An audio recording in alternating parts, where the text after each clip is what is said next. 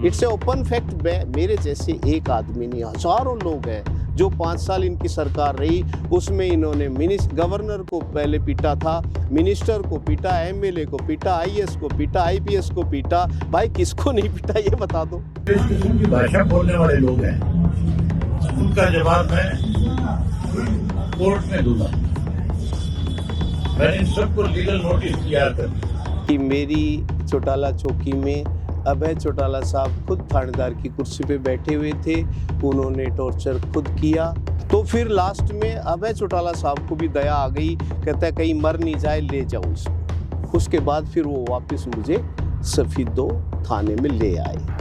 100 करोड़ का legal notice, 100 crore में कितनी जीरो होती हैं हमें तो शायद वो काउंट करनी पड़ेंगी, तो थोड़ा सा घबराहट हो रही है। जाएगा उसमें साफ लिखूंगा वकील से, या तो ये सार्वजनिक रूप से माफी मांगे, अगर नहीं मांगेंगे तो फिर इनको कोर्ट में मेरे सामने आ।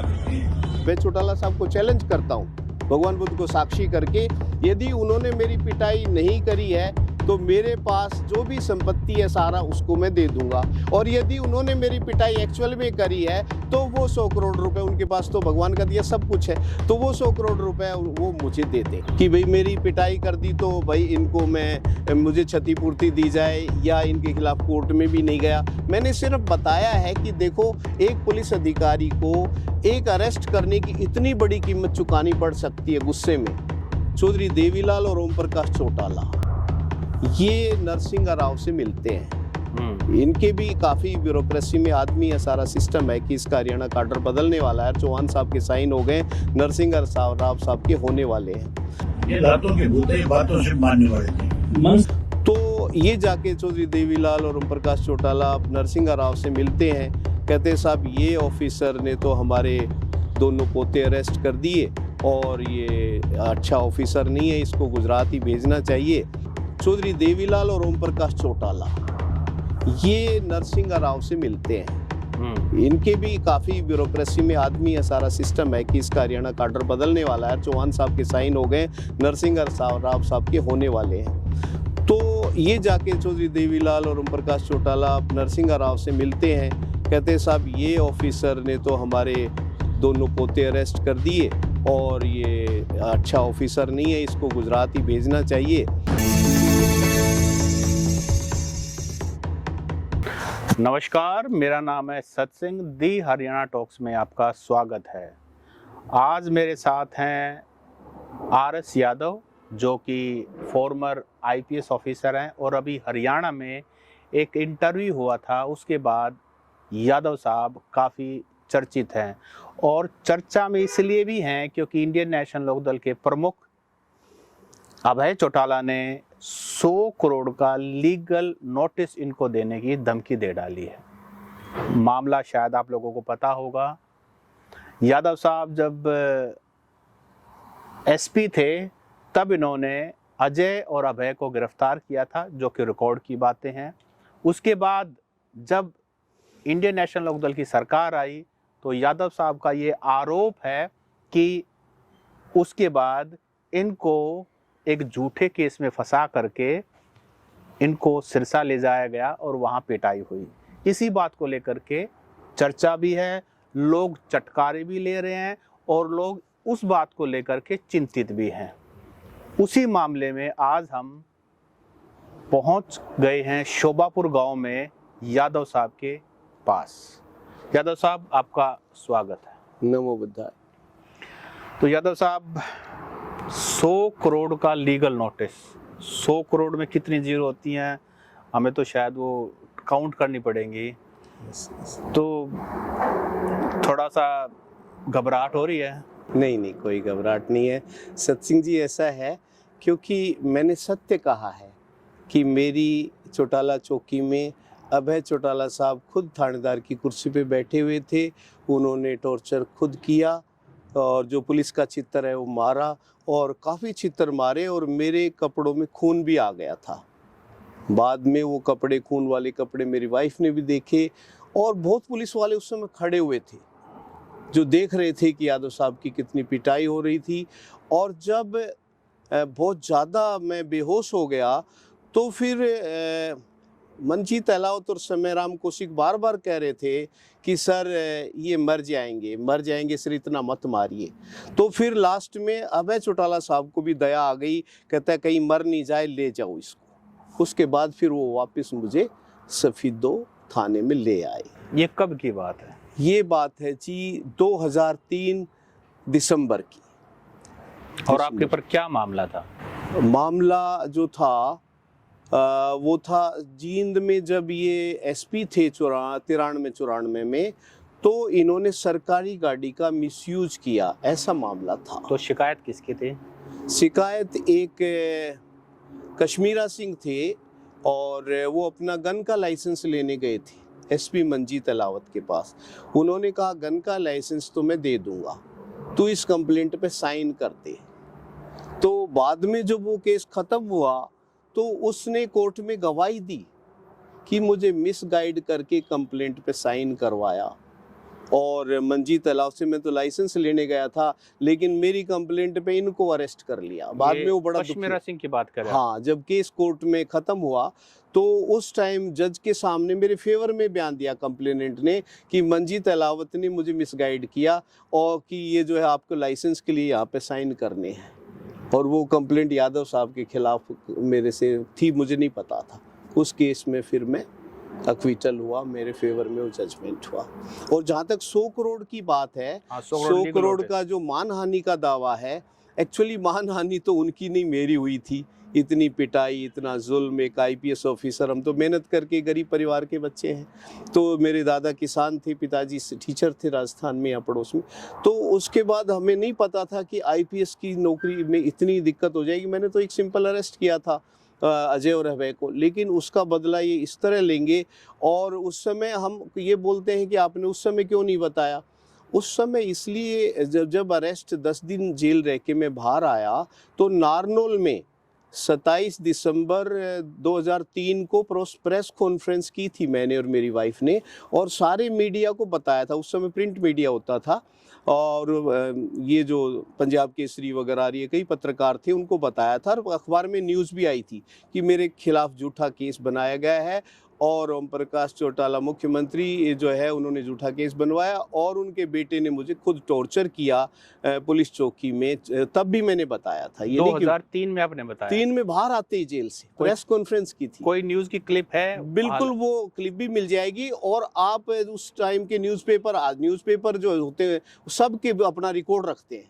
आप उनको गूगल करके चेक करेंगे, उन अखबार वालों से लेंगे, पुराना रिकॉर्ड सबके पास वो रखते हैं, वो भी मिल जाएगा। और मेरे पास प्रेस कटिंग पड़ी होगी, वो मैं आपको दे दूंगा, कोई इशू नहीं। अब वो उस टाइम मानहानि का दावा क्यों नहीं डाला? जैसे 100 करोड़ मानहानि का दावा डालना हो तो लगभग 10% के आसपास ड्यूटी लगती है उस पर, यानी 10 करोड़ पहले कोर्ट में आपको जमा कराना पड़ेगा, तब आप केस डाल सकते। जैसे 10 करोड़ का डालना है तो 1 करोड़ ड्यूटी लगेगी। तो वो मेरे पास पैसा नहीं था, सस्पेंडेड था, तो वो केस डालने के लिए ड्यूटी नहीं होने की वजह से पैसे नहीं थे, इस वजह से इनके पास मानहानि का इनके खिलाफ दावा डालने। मेरी वाइफ ने मुझे, वो जज रही, उन्होंने कहा था कि आप मानहानि का दावा डालिए, क्योंकि ये ठीक है आपको अरेस्ट उस केस में कर लिया, लेकिन ये जींद का केस था, चौटाला क्यों ले गए और वहाँ पिटाई क्यों करी? इससे बड़ी मानहानि तो है नहीं। आप डैमेजेस का दावा डालिए कई करोड़ का। तो लेकिन मैंने कहा मेरे पास पैसे नहीं है, तो अभी हम नहीं डाल सकते, क्योंकि जब फाइनेंस ही नहीं है तो पहले, तो इस वजह से मैंने उसको चीज़ को टाल दिया। लेकिन अब जो ये कह रहे हैं कि 100 करोड़ का ये मेरे ऊपर डालेंगे तो हम अपना जवाब दे पाएंगे, और उस जवाब में हम साबित कर देंगे कि हमारी पिटाई हुई है। और यदि साबित मेडिकल करवाया तो साबित कैसे नहीं करें? साबित, वो जो वहाँ बंदे खड़े थे पीटते हुए बहुत लोग थे, बहुत पुलिस वाले थे। लेकिन और सर, मामला भी तो 22 साल पुराना है। 22 साल वो जिंदा है उनमें कुछ पुलिस वाले। वो पुलिस वाले हम जज के सामने पेश कर देंगे, वो खुद बोलेंगे साहब मेरे सामने पिटाई हुई है, तो साबित कोर्ट में मामला जाएगा, हम कर देंगे कि इनकी पिटाई हुई है। और यदि मेरी पिटाई उन्होंने करी है तो वो लोग मेरे को 100 करोड़ दे देंगे, और यदि पिटाई नहीं करी और मैं झूठ बोल रहा हूँ तो मैं उनको 100 करोड़ दे दूंगा। मैं अभय चौटाला साहब को चैलेंज करता हूँ भगवान बुद्ध को साक्षी करके, यदि उन्होंने मेरी पिटाई नहीं करी है तो मेरे पास जो भी संपत्ति है सारा उसको मैं दे दूंगा, और यदि उन्होंने मेरी पिटाई एक्चुअल में करी है तो वो 100 करोड़ रुपए, उनके पास तो भगवान का दिया सब कुछ है, तो वो 100 करोड़ रुपए वो मुझे दे दें। यादव साहब, 2003 की सर्दियों में आपने नारनौल में प्रेस कॉन्फ्रेंस करके मुद्दा उठाया था। Yes. अपनी बात कही थी। 22 साल बाद सर्दियों में ये आपने ये मामला फिर उठाया 2025 में। ये 22 साल का गैप के बाद ही क्यों? 1 साल बाद, 6 महीने बाद, और आपकी वाइफ तो खुद जज रही हैं, तो आप हाई कोर्ट में जा सकते थे बहुत सारे, और आप तो खुद IPS ऑफिसर हैं, पढ़ा लिखा परिवार है, हर कानून की बारीकी जानते हैं, इतना लंबा गैप क्यों? हाँ, ऐसे सत सिंह जी, इसके पीछे कोई, एक तो कई लोग कहते हैं कि भाई MLA MP की टिकट के लिए किया होगा, जैसे अभय चौटाला साहब ने कहा है कि ये षड्यंत्र है, या तो BJP ने कराया है, या कांग्रेस ने कराया, या जजपा ने कराया है, मेरे खिलाफ षड्यंत्र है। और यादव साहब को कोई टिकट विकेट लेनी होगी, कुछ लोग लिख रहे हैं मीडिया में कि MLA MP की टिकट दी, किसी ने भरोसा दिया होगा कि इनके खिलाफ बोलो तो हम टिकट दे देंगे। आप देखिए सत सिंह जी, मैं रिटायर हुआ हूँ 28 फरवरी 2022 को। अच्छा। और उसके बाद लोकसभा का चुनाव और विधानसभा का चुनाव 2024 का वो जा चुका है। यदि मुझे टिकट लेनी होती तो मैं ये चीज़ 2022 में रिटायर होते आते ही कर सकता था, या 24 के चुनाव से पहले 22 में, 23 में, 24 में ये कर सकता था। इसका मोटिव पॉलिटिकल बिल्कुल नहीं है सर जी। इसका मोटिव सिर्फ इतना ही है कि जनता को ये पता लगे, it is in public interest. जनता को पता लगे कि what is the state of affairs in India, how politicians are dealing things, how police is dealing matters, what is happening in India. Police politics. Yadav साहब, जब आवाज उठाई जाती है तो वो जो सरकार होती है उसके खिलाफ उठाई जाती है। आज के दिन BJP सरकार में, इससे पहले कांग्रेस सरकार में थी, इंडियन नेशनल लोकदल तो 2004 में सरकार में थी, उसके बाद तो सरकार में रही नहीं। मतलब वैसे एक रूटीन की बात है भाई, प्रेजेंट गवर्नमेंट के खिलाफ कोई पानी का मुद्दा है, हेल्थ का मुद्दा है, कोई गवर्नमेंट एम्प्लॉय का मुद्दा है, आप इतने, जिनकी सरकार आई 15 साल के करीब हो, 3 गवर्नमेंट बदल ली उसके बाद। नहीं सत सिंह जी, ऐसा है, इसका पर्पज एक तो पॉलिटिकल नहीं है, किसी की खिलाफत नहीं है।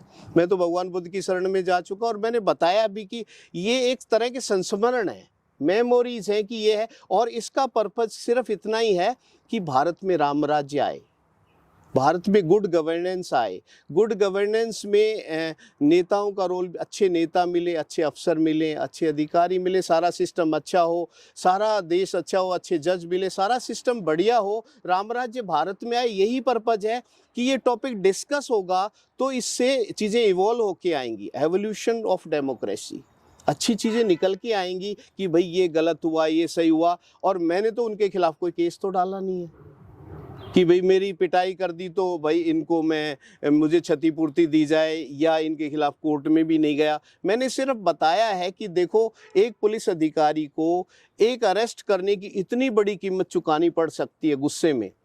और आपको हैरानी होगी, एक बात और बताता हूँ कि जैसे कई लोग कहते हैं कि भजन लाल ने ये इनसे करवाया, I was doing sir my duty. और लोग कहते हैं भजन लाल इनको लेके आए गुजरात से हरियाणा, ये भी सत्य नहीं है। एक्चुअली हरियाणा के IPS ऑफिसर्स में मैं टॉपर था। अच्छा। और टॉपर को अपना स्टेट मिलता है, 3 हरियाणा वाले लेने थे, उसमें से 3 वैकेंसी थी, 1 हरियाणा का आना था, 2 आउटसाइडर आने थे। हरियाणा वालों में टॉपर था, तो मुझे लेने की बजाय सुधीर चौधरी जो रिजर्व कैटेगरी से थे उनको सिंगल वैकेंसी रिजर्व उनको दे दिया। मैं कोर्ट में गया, कैट दिल्ली में गया, तो कैट ने जो है मुझे स्टे दे दिया। मैंने कहा साहब मेरी वाइफ भी यहाँ जज है और मैं टॉपर भी था और मेरी मैरिज भी हो चुकी है, ऐसे तो कोर्ट को लगा कि ये तो अन्याय होगा, सिंगल वैकेंसी रिजर्व हो गई कि तो फिर कोर्ट ने स्टे दे दिया। लेकिन 1995 में जब फाइनल फैसला आया तो कोर्ट ने फैसला मेरे खिलाफ कर दिया कि सिंगल वैकेंसी भी रिजर्व हो सकती है और जो है आपको गुजरात ही जाना पड़ेगा। तो ये इन द मीन टाइम, क्योंकि मैं जब आया था 89 में आया था, उस समय 91 तक लगभग 2 साल तक इन लोगों की ही सरकार थी, चौटाला सरकार थी। उसमें चौटाला साहब मुख्यमंत्री रहे, हुकम सिंह मुख्यमंत्री रहे, बनारसी दास गुप्ता मुख्यमंत्री रहे, ये सरकार थी। तो इसमें ये बात गलत है कि चौधरी भजनलाल मुझको लेकर आए।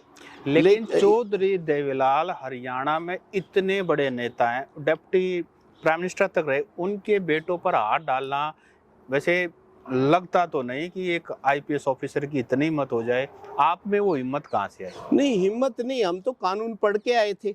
हमें नहीं पता था कि पावर कानून से बड़ी होती है।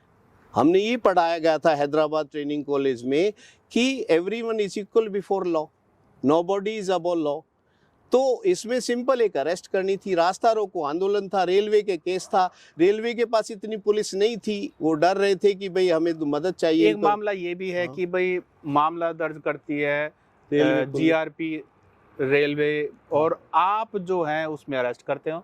आप कैसे मतलब वो लाइन क्रॉस करके? नहीं, देखिए, एक ढंग से तो सभी लोग कहते हैं जी आप। जब आपका काडर बदलने का बारी आई तो आपको गुजरात भेजने की बारी आई, तो आप क्या भजनलाल से मिले थे? आपने रिक्वेस्ट की थी कि आपको हरियाणा रख लिया जाए? हाँ, मैं चौधरी भजनलाल जी से मिला था, क्योंकि कैट केस में मैं हार गया था कि भाई सिंगल वैकेंसी रिजर्व हो सकती है और आपको गुजरात जाना पड़ेगा, काडर आपका गुजरात ही रहेगा। तो मैं चौधरी भजनलाल से मिला कि साहब मेरे को 7 साल हो गए और मेरी वाइफ भी हरियाणा में है जज, तो आप हरियाणा ही काडर मेरा सेंटर में आपकी सरकार है तो काडर हरियाणा करा दीजिए। तो बोले ठीक है, मैं चौहान साहब से पर्सनली भी मिलूंगा, लेटर भी भेजता हूँ और आपका काडर हम करवाएंगे। तो गृह मंत्री को उन्होंने चिट्ठी लिखी, एसपी चौहान साहब को, और वो पर्सनली भी मिले कि इनका काडर हरियाणा दे दिया जाए इनको। और मेरे एक और फ्रेंड है एनके शर्मा दिल्ली में, उन्होंने भी मुझे खुद एसपी चौहान साहब से दिल्ली में उनके घर पे मिलवाया। तो चौहान साहब ने कहा यादव साहब आपका हरियाणा हम कर देंगे, मैं यस करके भेज रहा हूँ, लेकिन फाइल प्रधानमंत्री तक जाएगी, तो आप थोड़ा नरसिंह राव साहब को भी भजनलाल जी से कहलवा देना ताकि वहाँ भी यस हो जाए। और मेरा होने वाला ही था लगभग, लेकिन in the mean time Chaudhary Devilal और ओम प्रकाश चौटाला ये नरसिंह राव से मिलते हैं। इनके भी काफी ब्यूरोक्रेसी में आदमी है, सारा सिस्टम है कि इसका हरियाणा काडर बदलने वाला है। चौहान साहब के साइन हो गए, नरसिंह राव साहब के होने वाले हैं। तो ये जाके चौधरी देवीलाल और ओम प्रकाश चौटाला नरसिंह राव से मिलते हैं, कहते साहब ये ऑफिसर ने तो हमारे दोनों पोते अरेस्ट कर दिए और ये अच्छा ऑफिसर नहीं है, इसको गुजरात ही भेजना चाहिए। तो समहाउ चौधरी देवीलाल और चौटाला साहब ने नरसिंह राव से मिलके और मेरा वो कैंसिल करवा दिया, हरियाणा में काडर चेंज, और फिर मैं गुजरात चला गया। किस साल में गए आप? मैं जैसे ही चौधरी भजनलाल की सरकार गई और चौधरी बंसीलाल जी मुख्यमंत्री बने तो उन्होंने मुझे रिलीव कर दिया, क्योंकि मेरा काडर केस हार चुका था। मैं 1996 में मैं मई में चला गया गुजरात। उसके बाद हरियाणा कभी नहीं आए?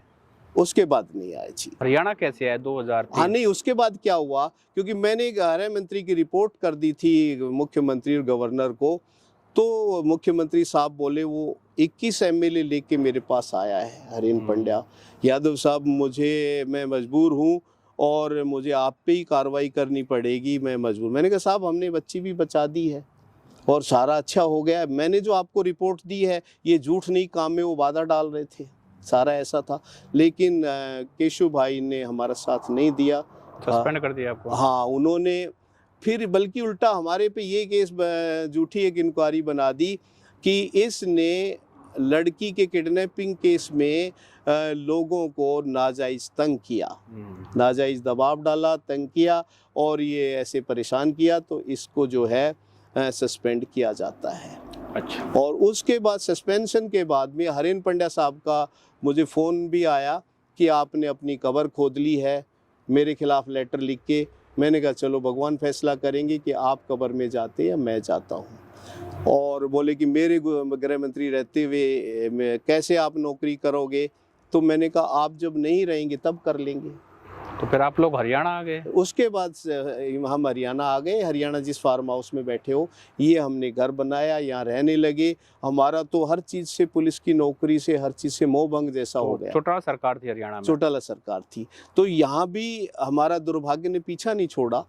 और फिर क्या हुआ कि 16 सितंबर 2000 को वो जो जींद में मंजीत अलावत ने मेरे खिलाफ एक पर्चा दर्ज कर दिया, चीफ मिनिस्टर सिंह की हाँ शिकायत बयान पे 16 सितंबर 2000 को पर्चा दर्ज कर दिया कि इसने सरकारी गाड़ी का दुरुपयोग किया।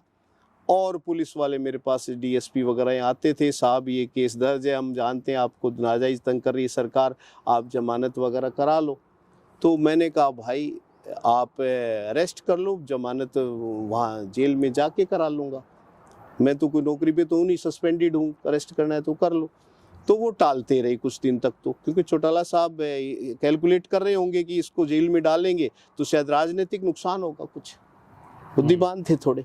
लेकिन बाद में कुछ अभय चौटाला साहब ने चौटाला साहब को समझाया या क्या हुआ विद इन फैमिली, लास्ट में मेरे को 17 दिसंबर 2003 को अरेस्ट कर लिया गया।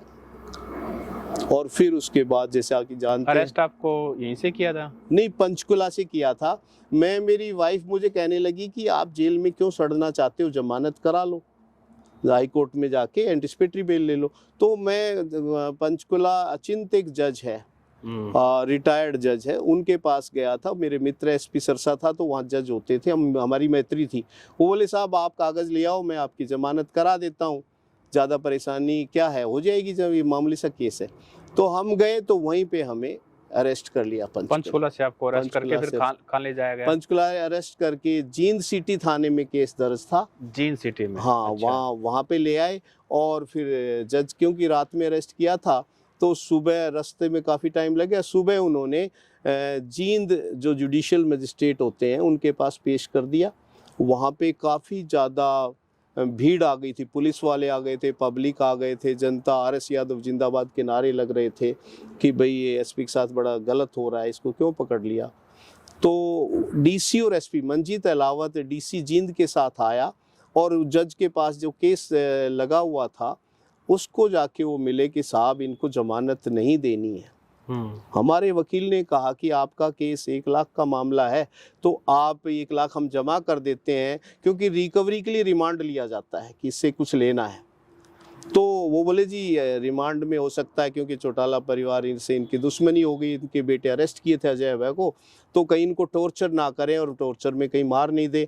तो आप हमारे एक बहुत अच्छे वकील थे लाठर साहब, वहाँ लाठर साहब जींद में ही वकील है, तो लाठर साहब ने बहुत कोशिश करी जज को समझाने की, लेकिन जज साहब दबाव में आ गए थे, तो डीसीएसपी का दबाव में, बेल नहीं मिली। और उन्होंने बल्कि पब्लिक ने भी जज साहब की कोर्ट के पर्दे फाड़ दिए, सब कुछ। जज साहब लिख के चले गए 4 डेज रिमांड पुलिस कस्टडी लिख के, और वो तो कोर्ट से चले गए, कहीं पब्लिक मार नहीं दे। पुलिस वाले भी भड़क गए थे, पब्लिक भड़क गई थी, वकील भी मेरे फेवर में थे। फिर आप को कुछ थाने ले जाया गया? फिर क्योंकि जींद में इन्होंने सोचा कि पब्लिक इसके ज़्यादा फेवर में है, तो इसको अब उन्होंने जींद का ही दूसरा थाना, जींद जिले का सफीदो थाने में मुझे रखा।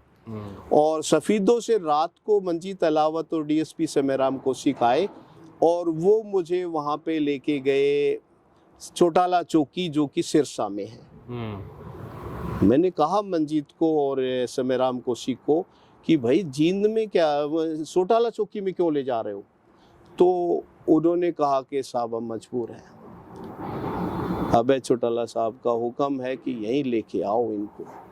तो मैंने कहा वहाँ पे मान लो टॉर्चर करे और कुछ करे, मैं मर गया, पुलिस कस्टडी में रिकॉर्ड में तुम्हारे पास हूँ तो तुम भी फंस जाओगे, क्या तुम्हें भगवान से डर नहीं लगता? तो मंजीत अलावत बोला सर भगवान से ज्यादा शैतान से डरना पड़ता है। आप तो ये भगवान तो बाद में मारेगा, ये तो अभी मार देंगे, बदल देंगे, हमें कर देंगे, सस्पेंड कर देंगे, कुछ नुकसान कर देगा चौटाला साहब। तो मैंने कहा यार फिर भी चलो ले चलो, लेकिन थोड़ा ध्यान रखना कि कहीं बिल्कुल ज़्यादा गड़बड़ नहीं कर दे। तो थोड़ा उनको रिक्वेस्ट करी मैंने। बाद में जब वो अभय चौटाला जब वहाँ पहुँचे तो अभय चौटाला साहब थानेदार की कुर्सी पे बैठे हुए थे। अच्छा, आप लोग रात को पहुँचे? रात को ले गए थे।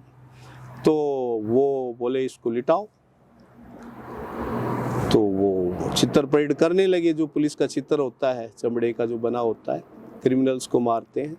तो काफ़ी चित्र मारते रहे। मैं बहुत ज़्यादा मैं बेहोश हो गया था, कपड़ों में खून भी आ गया था। मंजीत अलावत और समेराम कौशिक कह रहे थे अभय चौटाला साहब को कि साहब इतना मत मारो, ये मर जाएगा तो हम सबको दिक्कत हो जाएगी, आपको भी हमें सबको दिक्कत हो जाएगी, इतना मत मारो। तो अभी बेहोश भी हो गए, अब तो रुक जाओ। जब मैं बेहोश हो गया तो फिर बोले इसको ले जाओ। तो फिर वो वापस मेरे को सफीदो ले आए।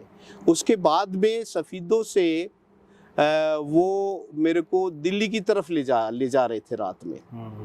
मैंने कहा कहाँ ले जा रहे हो? कहते हैं साहब कुछ रिकवरी वगैरह करनी है आपकी। मैंने कहा वो तो मेरा वकील 1 लाख रुपए जज साहब को कह रहा था, खुद दे रहा था। 1 लाख का केस है तो 1 लाख की रिकवरी खुद।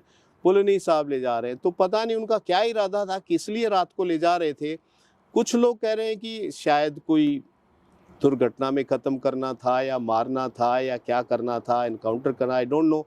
इतनी मूर्ख तो वो नहीं होगी कि पुलिस में एनकाउंटर करें, लेकिन एक्सीडेंट कुछ करना था कि मारना था, आई डोंट नो मुझे उनकी क्या इंटेंशन थी।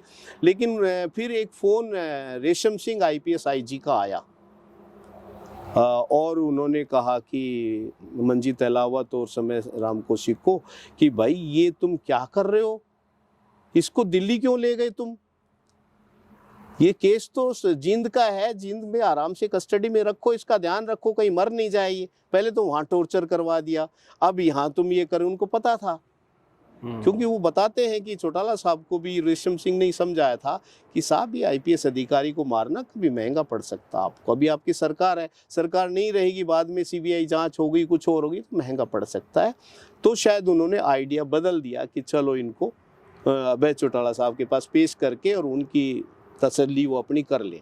मुझे 2 सवाल है सर इसमें। नहीं, फिर वो जो रेशम सिंह ने जब कहा कि तो उन्होंने कहा तुरंत गाड़ी रोको, फिर वापस मेरे को सफीदो ले आए। वहाँ की योजना भी बाद में आपकी जमानत हो गई? बाद में जमानत नहीं, फिर उसके बाद हिसार जेल में मैं चला गया और जमानत 4 दिन की पुलिस कस्टडी, 6 दिन बाद हिसार जेल से मेरी जमानत हुई।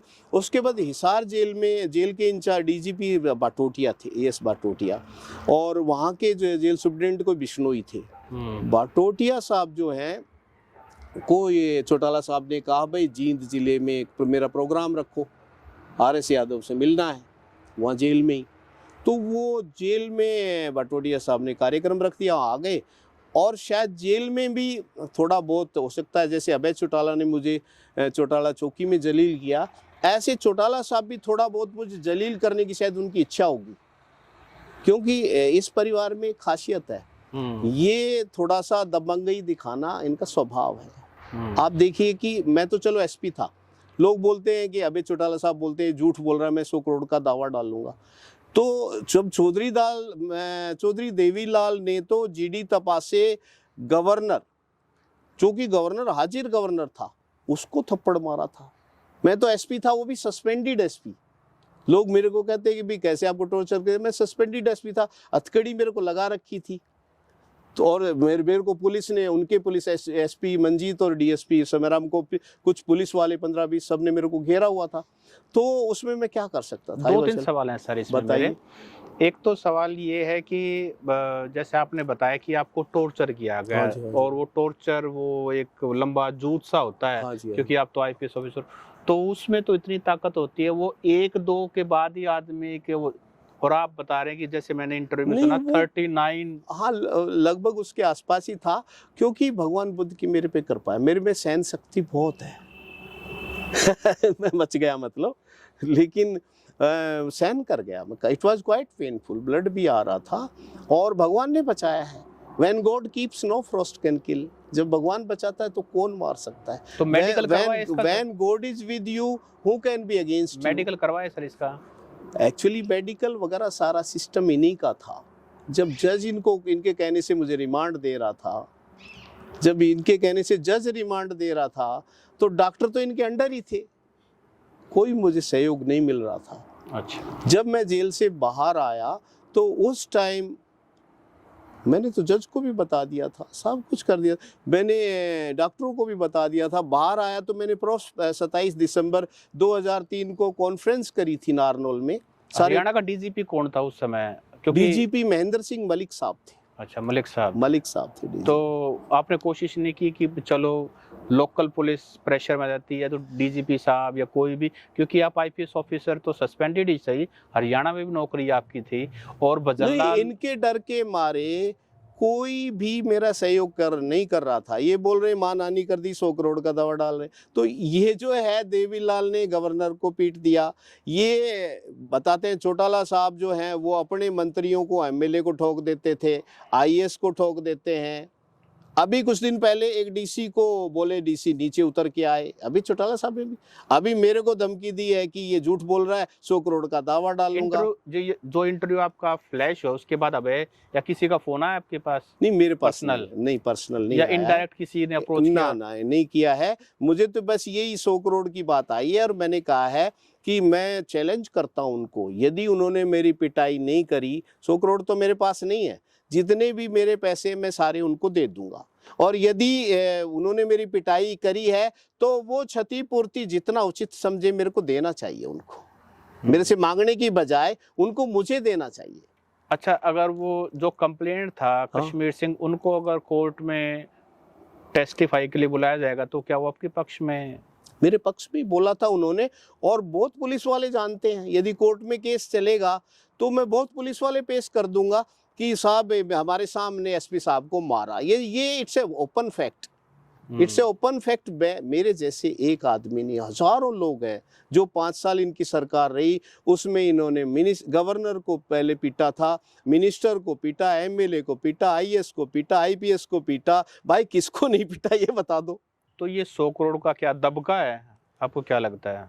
नहीं, ये बौखलाहट है इनकी कि हमारी जो क्रूर प्रकृति है इसका क्यों बता रहे हैं। और मेरा इनके खिलाफ कुछ योजना नहीं, चुनाव को भी अभी 29 में है चुनाव, इसका साइड इफेक्ट भी खत्म हो चुका होगा 29 तक। मेरा पर्पज भारत में राम राज्य लाना है, ताकि जो आईएएस आईपीएस करके बच्चे जाते हैं वो अच्छी तरह नौकरी करें, उनको भी ये नौकरी कर दें, नेता अपना काम करे, पुलिस अपना काम करे, जज अपना काम करें, सारा अपना काम करें, ना कि गुंडों का साथ दें। क्या आपको किसी पॉलिटिकल पार्टी से ऑफर आया ज्वाइन करने के लिए जब 2022 में आप रिटायर्ड हुए हो आईपीएस की जॉब से, उसके बाद से? नहीं, 2022 में कोई ऑफर नहीं आया, लेकिन 2024 का जब चुनाव चल रहा था तो भूपेंद्र यादव जी जो अलवर से एमपी हैं, पहले राज्यसभा एमपी थे, वो हमारे रिश्तेदार हैं, तो उनके साथ में घूम रहा था बहरोड के एरिया में, क्योंकि हमारी माँ दादी नानी सब इधर की हैं, उनकी मैं हेल्प कर रहा था। तो उन्होंने कहा आप घोषणा भी कर दीजिए कि मैंने ज्वाइन कर ली है तो थोड़ा अच्छा रहेगा। तो उन्होंने पटका वो पहना दिया था कमल का कि भाई मैं बीजेपी ज्वाइन करता हूँ। 6 अप्रैल 2024 को यहाँ पे बहरोड में एक जटगावड़ा गांव है, वहाँ उनका कार्यक्रम था, वहाँ पे मैंने घोषणा कर दी कि मैं भी विधिवत बीजेपी पार्टी ज्वाइन करता हूँ। और ऑनलाइन भी इनका एक सिस्टम है, उसमें भी मैंने ज्वाइन कर ली थी। तो यानी कि आज के दिन आप बीजेपी पार्टी के मेंबर हैं? बीजेपी पार्टी का सिंपल मेंबर हूँ। पार्टी ने अभी कोई मुझे पद वगैरह दिया नहीं है। और भूपेंद्र यादव जी से कितने घनिष्ठ संबंध है आपके? भूपेंद्र यादव जी बहुत व्यस्त, ठीक है हमारे रिश्तेदार हैं, लेकिन वो बहुत व्यस्त रहते हैं पार्टी एक्टिविटीज़ में। जैसे पीछे उड़ीसा में उन्होंने सरकार बनवाई, अभी वो बंगाल में काम कर रहे हैं, फिर मंत्री भी हैं। लेकिन जब ये अलवर बहरोड वगैरह आते हैं तो उनसे कभी कभी मैं मिलता रहता हूँ। अच्छा सर, जब से आपने ये इंटरव्यू किया है अजय चौटाला के खिलाफ, उसके बाद से आपको कोई धमकी वमकी मिली है या कोई ऐसी बात हुई हो? नहीं, अभी तक कोई धमकी नहीं आई है और भगवान इनको सद्बुद्धि दे। मेरा मोटिव उनका राजनीतिक नुकसान करना भी नहीं है, क्योंकि वो जो कह रहे हैं कि ऐसा कोई बीजेपी कांग्रेस या जजपा से मिलके मैं षड्यंत्र कर रहा हूँ, ऐसा कुछ नहीं है। किसी नेता ने नहीं कहा कि ऐसा इंटरव्यू कर दो, और ऐसा कुछ करना होता तो मैं 2024 के चुनाव से पहले करता, यदि मुझे टिकट लेनी होती, कोई बेनिफिट लेना होता, और 2029 के चुनाव तक इसका इफेक्ट भी ख़त्म हो जाएगा। इसका मेन पर्पज़ इतना ही है कि ये गुड गवर्नेंस के लिए ये काम आई, ये चीज़ें पब्लिक इंटरेस्ट में मैंने ये बताया है, जनहित में ये चीज़ें पब्लिक इसकी चर्चा करे, और ये पब्लिक डोमेन में मैं छोड़ता हूँ। आप देखिए इनकी ज़रूरत कि ये जो है मुझे टॉर्चर किया, और उसके बाद ये मानवी ये बोल रहे हैं कि मैं झूठ बोल रहा हूँ, और 100 करोड़ का मेरे ऊपर कहते दावा डालेंगे। तो अभी भी इनका गुस्सा ख़त्म नहीं हुआ है। मैंने आईपीएस एसोसिएशन होते हैं, उनसे मदद नहीं मांगी आपने? नहीं, आईपीएस एसोसिएशन में मैं गया था, हरियाणा में भी जिक्र किया था मैंने अफसरों को, गुजरात में भी जिक्र किया था। गुजरात में आईपीएस एसोसिएशन के एक सेक्रेटरी होते थे सतीश शर्मा, उनको चिट्ठी भी लिखी थी, लेकिन आईपीएस एसोसिएशन अभी पावरफुल नहीं रहे। ज़्यादातर सरकार का इतने दबाव में रहते हैं अधिकारी। अभी इतने अधिकारियों की प्रजातंत्र में नेता ज़्यादा पावरफुल हो गए हैं और अभी अधिकारी थोड़े कमज़ोर हो गए। पहले जैसे अधिकारी भी नहीं रहे, पहले जैसी एसोसिएशन भी नहीं रही, पहले जैसा मुझे एसोसिएशन की तरफ से, आईपीएस ऑफिसर्स वगैरह की तरफ से कोई ज़्यादा हेल्प नहीं मिली। एक आरोप आप पे ये भी लगाया है कि आप पे या आपकी वाइफ पे सीबीआई ने केस भी दर्ज किया था, अरेस्ट भी किया था, इसमें क्या ये आरोप बिल्कुल झूठा है। मेरे खिलाफ सिर्फ अब तक एक क्रिमिनल केस बना है, वो ओम प्रकाश चौटाला मुख्यमंत्री उसने बनवाया, और ये जींद में सरकारी गाड़ी के दुरुपयोग का, और अभय चौटाला ने जिसमें टॉर्चर किया, इसके खिलाफ ना तो मेरे खिलाफ कोई केस है, ना मेरी वाइफ के खिलाफ कोई सीबीआई केस है, ना ही मेरी वाइफ को कभी अरेस्ट किया गया, ना किसी सीबीआई केस में मुझे अरेस्ट किया गया। ये वो झूठ बोल रहे हैं। ऐसा कोई रिकॉर्ड नहीं, ना ऐसा कुछ नहीं है। शायद वो इसलिए बोल रहे होंगे कि एक हमारी यादव बिरादरी की एक जज दूसरी है, निर्मल यादव जी, कप्तान अजय सिंह की बहन है, वो तो सबको पता है। वो जो है उन पे सीबीआई का एक केस चला है, लेकिन वो मेरी पत्नी नहीं है। हमारे मित्र वो जरूर है, कैश फॉर डोर स्कैम, हाँ जो, लेकिन मेरी वाइफ पे ऐसा कुछ नहीं हुआ। मेरी वाइफ ने तो खुद ही, क्योंकि वो बीमार रहती थी, मेडिकल लीव पे थी, और उन्होंने जो है लेटर लिख दिया था कि आप मेडिकल, हाई कोर्ट बोल रही थी आप अपनी ड्यूटी जल्दी ज्वाइन करो, और उनकी हालत थी नहीं, तो मेडिकल हम रेगुलर भेज रहे थे, हाई कोर्ट करी थी नहीं ड्यूटी ज्वाइन करो। तो उसके बाद जब इन्होंने एक चिट्ठी लिख दी कि आप, उस समय बच्चा पैदा होने पे सिर्फ 3 महीने की छुट्टी मिलती थी, अब तो बढ़ा दी गई है।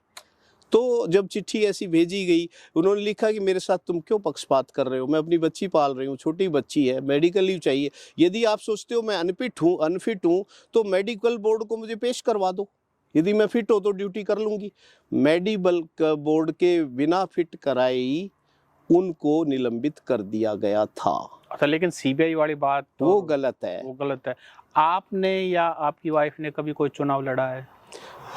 मैंने नहीं लड़ा है। मेरी वाइफ ने 1996 का, जब ही हाई कोर्ट ने हमें अकोमोडेट नहीं किया, ना छुट्टी दी, ना मेरी वाइफ को साथ लगाया, और जब हम देख रहे थे कि ये साथ रहना लगभग मुश्किल सा हो रहा है, तो ये अजय चौटाला और अभय चौटाला की अरेस्ट के बाद में एक दिन चंद्रमोहन जी जो मुख्यमंत्री के बेटे थे, वो सिरसा एसपी रेजिडेंस पे मेरे पास आए, और ये हाई कोर्ट से मेरी वाइफ का कॉन्फ्लिक्ट चल रहा था कि भाई हमें साथ रखा या पोस्टिंग दे दो और साथ रख दो, मेरी बच्ची जो है बीमार है, मतलब पैदा हुई है, ऐसे ऐसे है।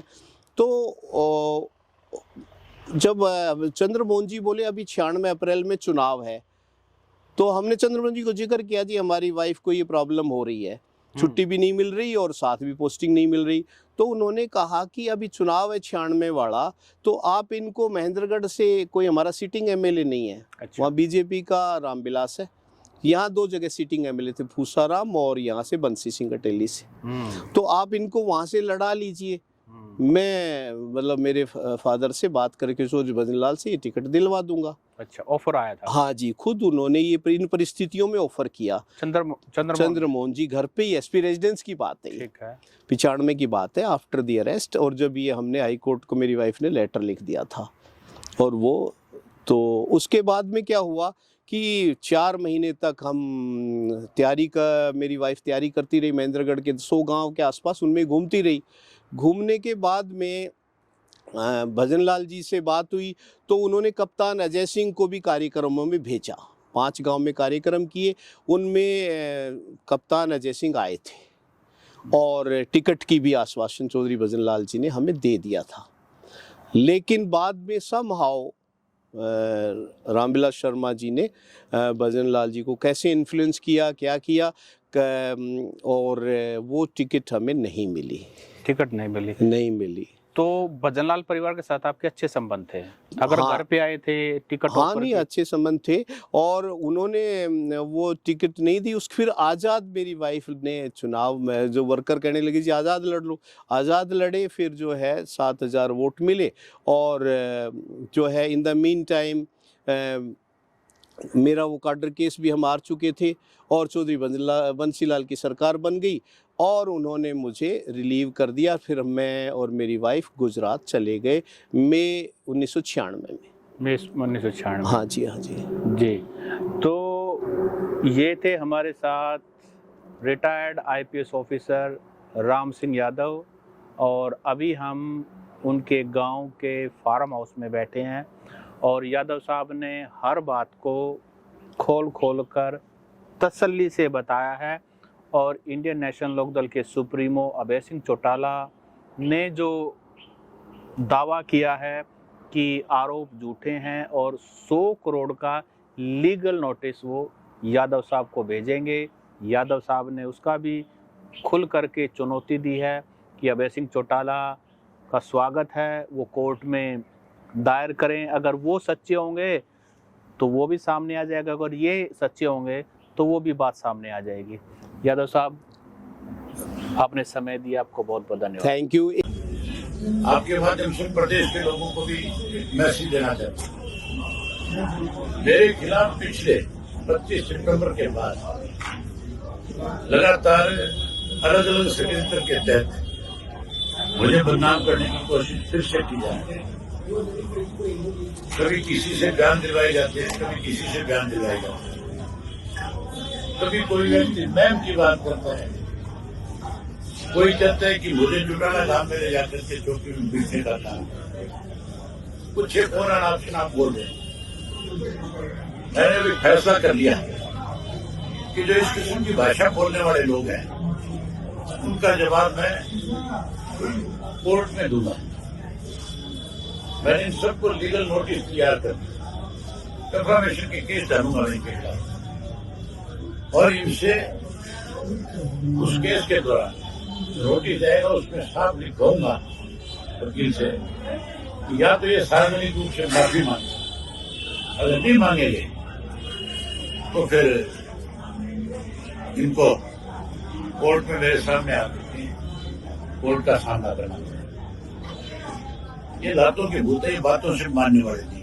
मंशा क्या है, इसके पीछे कौन लोग हैं? मंशा एक ही है, हमारी पार्टी की बढ़ती लोकप्रियता को रोकने की। जैसे पहले मुझे बदनाम करके कांग्रेस, बीजेपी, जेजेपी मिलकर रोकना चाहती, रोकती रही। अब आम आदमी को पता लगा कि केवल षड्यंत्र करते हैं मेरे खिलाफ, इसलिए इन्होंने फिर से एक षड्यंत्र के तहत हमें रोकने का प्रयास हो रहा है। अब हम रुकेंगे नहीं, अब हम लगातार आगे बढ़ेंगे।